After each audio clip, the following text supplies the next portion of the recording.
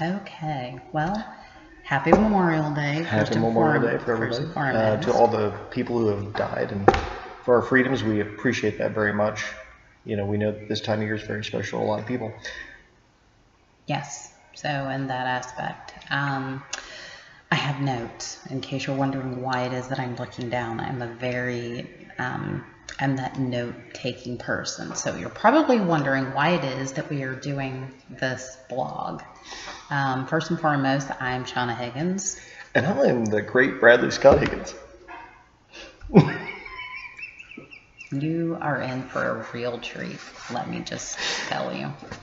We are doing a blog regarding our personal experience in the undertaking of the ketogenic diet.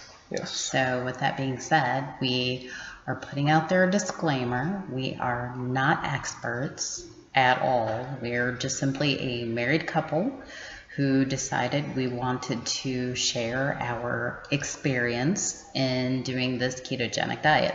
And embarrass my wife as much as possible. As much as possible. He's very good at that.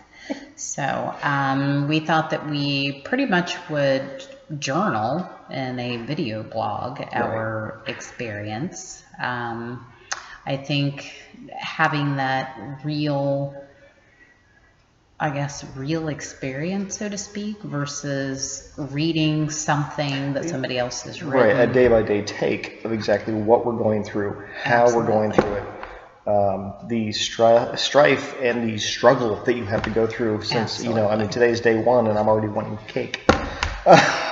Yeah, I made a comment earlier about chia seeds, and for whatever reason, my dear sweet husband heard cheesecake. Right. Chia seeds, cheesecake. What's the difference? Either way. So probably if you've come across this blog, a good number of you already know what a ketogenic diet is. For those of you who do not know what a ketogenic diet is, I would definitely say that you would want to do research. First and foremost, get an understanding for yourself as to what a ketogenic diet entails, whether or not it is the right diet for you. And I say that my background is nursing, and again, I'm not an expert, but there are certain conditions health-wise that would not be conducive to somebody doing a ketogenic diet. This is a massive shift to a normal eating pattern that the normal American goes through. It surprised me this morning. Here I am thinking, oh great, I get to have bacon and eggs, and but not having those carbs has really been a shock to my system, even on day one. So yeah, she's absolutely right. Right. So in a nutshell, what it essentially means, you are going to focus on 3 areas within your diet. And the best way to put this, they are referred to as macronutrients. So macros for short. You are going to focus on grams of fat. You are going to focus on grams of protein and grams of carbohydrates and caloric intake. Because if you're not counting calories, regardless of what people tell you, and again, I'm not an expert, but regardless of what people tell you, you have to count your calories, plain and simple. Calories in and calories out will never go away. Absolutely. So, did this pause? Is it still recording? It's still recording. Okay. So, I saw it flashed. Anyways. My computer does that. So, essentially, what a ketogenic diet entails, high amount of fat intake, moderate protein, and low carbs. Not zero carbs, but low carbs. Really low. So in doing this, and the percentage, because again, when you are doing your research on a ketogenic diet to see if this is even for you, you will definitely want to do a calculation of your macros. So you want to Google a keto calculator so that you can see, based upon your needs, the amount of fat, the amount of protein, and the amount of carbohydrates that you're going to take in. Or you can do what I did and have your wife put in all those things for you. That way you don't have to think about it. Then she just tells you what it is that you right. Do your own research. Okay, plain and simple. So essentially, why high fats? Are fats good for you? Are they bad for you? Well, there are certain fats that are bad for you. Right. And those are the fats that essentially lead to a high level of LDL. Yes. We have HDL and we have LDL. LDL is the bad type of lipids that you would want free floating in your system. You want a higher number of HDLs, but again, not to get specific, just do research, okay? Yes. With that being said, too much of something is still not a good thing. So it doesn't mean that you can go hog wild and eat as many grams of fat that you possibly can. You mean I can't sit and eat a whole bag of pork rinds? No, pork rinds of all things. Yeah. No. Nothing in that aspect. So you really want to do the research so that you have an understanding of what good fats are. And some examples of good fats, believe it or not, would be bacon, sausage, so pork for those who, are okay with eating pork but haven't because they believe that it's not a good thing to eat. Yes, you can eat pork. Anything that's processed, stay away from. Don't do the processed foods. That is an absolute truth. I mean, that is just absolute truth. I made the comment when we were actually shopping in the store. I said, pretty much we're going to stay to the outer walls of this the grocery store. And that's pretty much the case. Shopping the perimeter of the store versus going through the inner aisles, right, where you come across the increased carbs, exactly, things of that nature, mixes, boxed foods, that type of thing. Yeah, precisely. So again, good fats would be certain types of nuts, certain coconut oil, for example, that is considered a good fat. Right. Avocados, fish oils. You want to, have a moderate amount of protein. This is a bone of contention with my husband because he absolutely is a carnivore and loves meat. Well, the problem as you do your research with a ketogenic diet is that if you have a lot of protein, you can actually throw yourself out of ketogenesis, which essentially is your body consuming the amount of fat, which is why this diet works. It actually consumes your stored version of fat. So you can't just go out and take down a wildebeest and chew on it for a while. Right. You have to think about these things. As much as I like to take down wildebeest, you do have to think about these things and put it in perspective because there is a goal in mind here. Right. And as much as I love meat, which is probably the biggest understatement in the history of the world, it is something that you have to take everything in moderation. It's that whole thing of if I want to reach the goal that I want to reach, and obviously that me and my wife both want to reach here, we have to do it in such a manner that it's a smart move and not something that's going to literally work against us. So, the purpose again for the blog is just to have a visual, record of what it is that we're going through. Right. This introductory blog, so to speak, may be a little boring to some, but I promise you we have great enough chemistry between the both of us where we definitely will begin to entertain you. But there is so much about the ketogenic diet to begin with that it is going to take a little bit of understanding and backstory, if you would, research on your part so that you have a better understanding as to where it is that you stand. So the important takeaway so far is the aspect that a ketogenic diet is a way of allowing the body to go into ketogenesis, which essentially is your body taking the stored fat and right. utilizing it as fuel. You may hear about a low carb or a no carb diet, Right. and okay, that's perfectly fine, but the difference is that instead of decreasing the amount of fat that you take in, you're actually increasing a lot the amount of fat, because the increased fat is what helps with the whole process of having the body utilize the stored fat that's within our bodies for fuel. Carbs, right. Yes. essentially, is typically the source of fuel, but the problem when you have too much carbohydrates, it turns directly into sugar. Well, it's the whole insulin effect. One of the things that not only when I was in the military, but before that when I was in sports and school, they kept talking about the insulin effect. The insulin effect.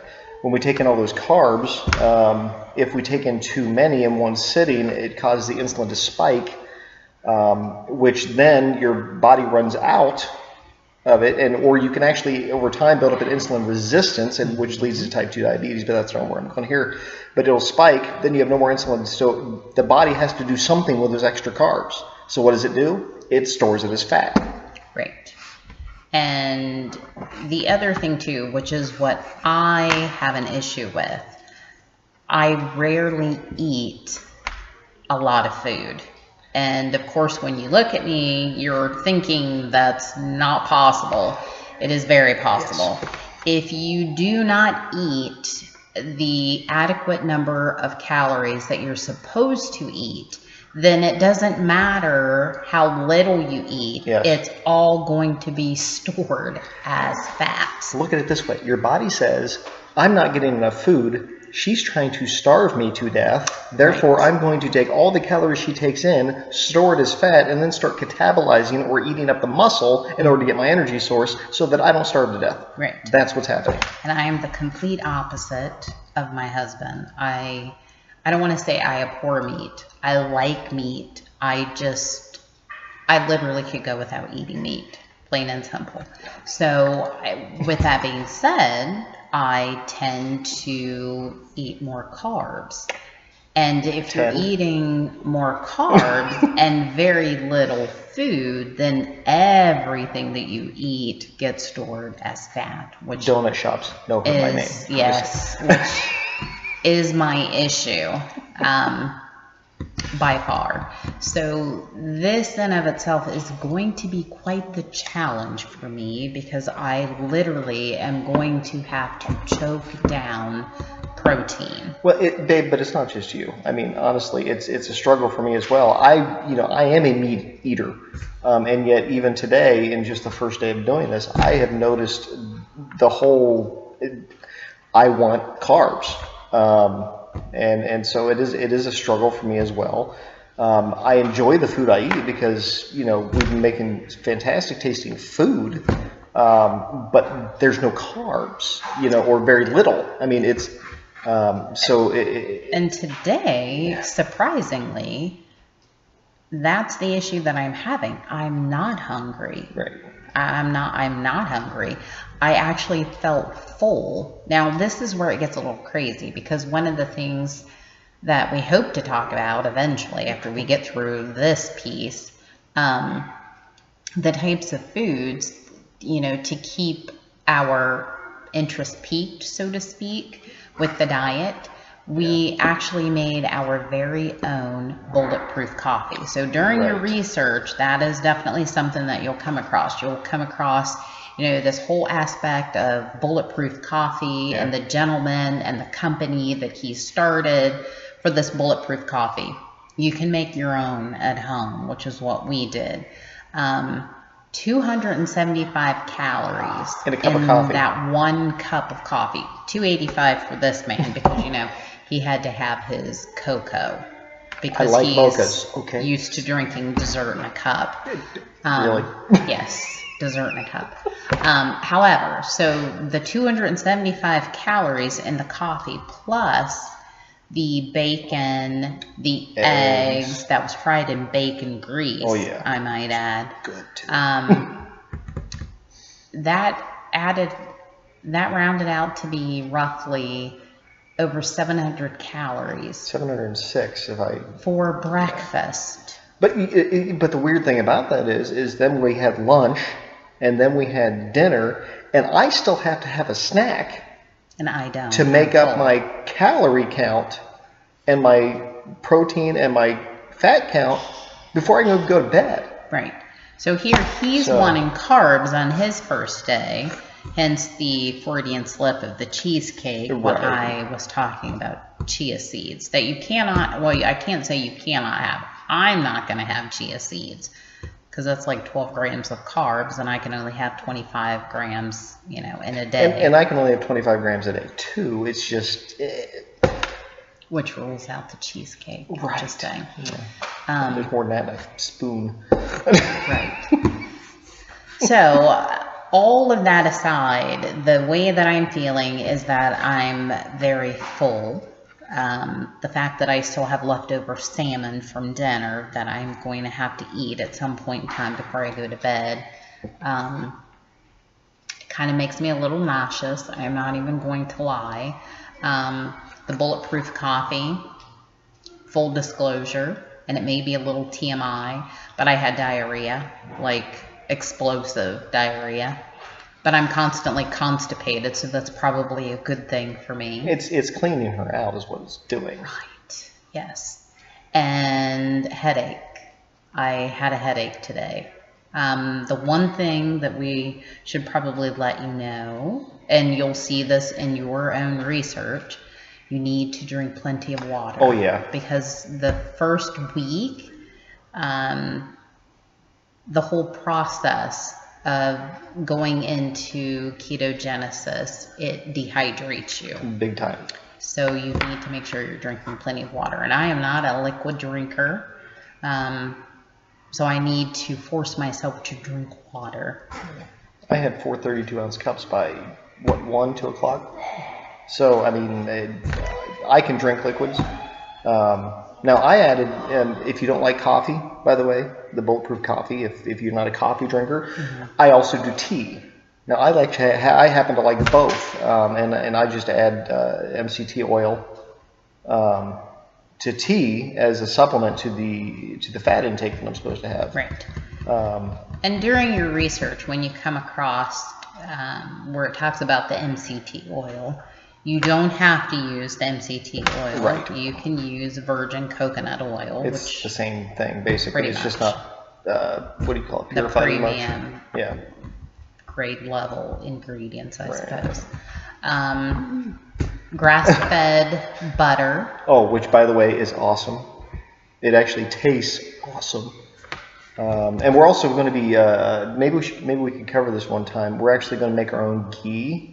Yes, which is the clarified, purified butters, and I've heard from one of the things I read that it's like crack. But I told you, give it time, and he will entertain you. So I'm looking forward to the crack butter. The butt of the crack. Thank you. But yeah, I'm looking forward to that. But here's the thing: this doesn't have to cost you an arm and a leg. We worked it out, and we went to the grocery store for the first week of food. And we have 2 children in the house with us here. So if we hadn't had to buy for them, okay, and we just literally did it for just me and her, it would have been about $120 for the food for the week, because we cook all of our own food, which, you're not buying this stuff or whatever. You don't have to buy, premium grade, filet mignons, for the steak. You can buy round steak and, in portions, and then cook those. Essentially, what my husband is trying to say is, between the two of us, I won't call you cheapskate. I'm not cheap. I'm frugal. He takes frugal to a whole new level. If I don't have to spend it, why spend it?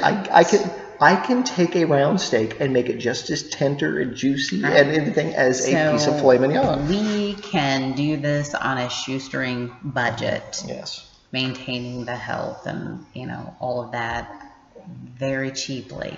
And he loves his Amazon Prime. Oh, love Amazon. Right. Yes. So almond flour, we will be buying almond flour on Amazon. So there are quite the number of tricks and tips that, you know, we will share with you during our journey. So, and maybe if we come up with some really new recipes that are just really, really good, we'll share those with you as well. Great. Yeah. Actually, I think what we should probably do is videotape making the bulletproof coffee. That's not a bad idea. We can do that tomorrow. Yes. Therefore, you can see how we make it. We can show you how we make it and kind of go from there. You can modify or adapt. Doesn't mean that, you know, the way that we make it is definitely going to be the way that you have to make it. It's just the Higgins way. Right. So. It's what we do. Right. Okay. All right. Anyway, that's us. This is day one, and we'll let you know how. Oh, hey, before we go, let's tell them this. I'm starting out at 226 pounds. No way, I'm not. She's not going to do that, but I'm starting at 226 pounds. I want you to know exactly what's happening. Okay. I will tell you that I would like to lose 100. No, not 100 pounds. 60 pounds. Yes. So. So that's where we're headed, and what we'll do at the end of each week too is we'll just add in, say how many pounds we've lost this week or where we're headed, and see, basically let you know how things are going. But that's us in a nutshell, you know, and we hope to see you again. Have a great day.